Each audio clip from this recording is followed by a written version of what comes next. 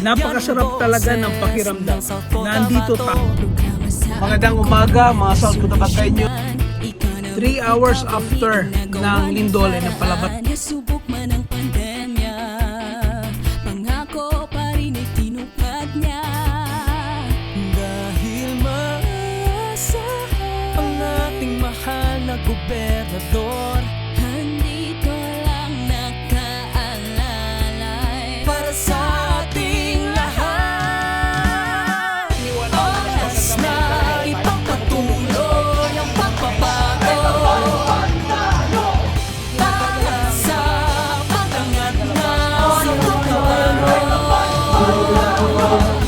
mga pangako ay tinupad, probinsya natin ay angat, tama at maayos. Kahit tamayo, kahit tamayo, kahit tamayo pa rin tayo. Kahit tamayo, kahit tamayo, para sa tamang pagmaayo.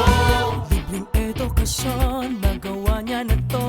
Libreng pa-ospital sa pamilya mo. Infrastrukturang para sa akin at sa'yo.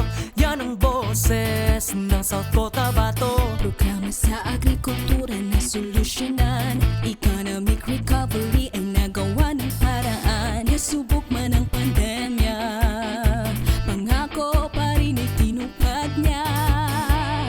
Dahil maasahan ang ating mahal na gobernador,